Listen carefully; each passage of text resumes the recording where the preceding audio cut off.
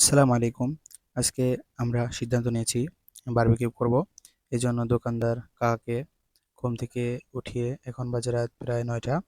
উঠিয়ে নিয়ে আসলাম। তারপর আমাদেরকে মুরগি দিয়ে দিল। তারপর সে দোকান বন্ধ করে চলে গেল। এরপর আমরা মুরগি নিয়ে আসার পরে ছাদের উপরে মুরগিকে পরিষ্কার করলাম। এরপরে বারবিকিউর যে পিসে করব সেই পিস করলাম। এরপর ভালোভাবে ধুয়ে নিচ্ছি।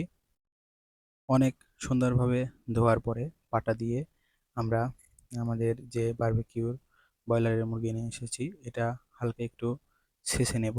যদি আমরা হালকা একটু ছেঁচে নিই তাহলে এর ভিতরে ভালোভাবে মশলা ঢুকবে, তাহলে খেতে আরও অনেক টেস্ট লাগবে। এই জন্য সুন্দরভাবে এক এক করে থেতলা করে নিচ্ছি। থেতলানোর পরে এর ভিতরে যে যে পদের মশলা দেওয়া দরকার সেই মশলা বড় ভাই দিয়ে দিচ্ছে। এই মশলা দেওয়ার পরে সম্পূর্ণ মশলা দেওয়া শেষ হয়ে গেলে এটা সুন্দরভাবে মাখাবো। মাখানোর পরে এটা বারবিকিউর জন্য পোড়ানো হবে। এই জন্য মশলা দেওয়া শেষ হওয়ার পরে সুন্দরভাবে আমি মালসাতে প্রথমে মাখাচ্ছি। মালসাতে ভালোভাবে মাখাতে না পারার কারণে ঢেসে নিলাম। ঢেসে নেওয়ার পরে অনেক সুন্দরভাবে মাখাতে পেরেছি। হালকা একটু তেলও দিয়ে দিয়েছি তাহলে যেন একটু পিছলা পিছলা হয়। এরপরে মরিচ বাটা দিয়ে দিচ্ছি তাহলে যেন স্বাদ বৃদ্ধি পায়। সবকিছু বাটা শেষ করার পরে পোড়ানোর আগে খাঁচির ভিতরে সুন্দরভাবে সারি সারিভাবে গোস্তগুলা সাজিয়ে নিচ্ছি। সাজানো হওয়ার পরে চুলায় দিয়ে দিব। এখানে প্রথম এক খাসিতে একটা অনেকগুলো এঁটেছে, বাকিগুলো আরও বেঁচে গিয়েছে, এটা পরের বার দিব। এখানে বারবিকিউ যেখানে আমরা পোড়াবো এখানে আগুন ধরানো হয়েছে। আগুন ধরানোর জন্য আমাদেরকে হালকা একটু ফ্যানও ব্যবহার করতে হয়েছে।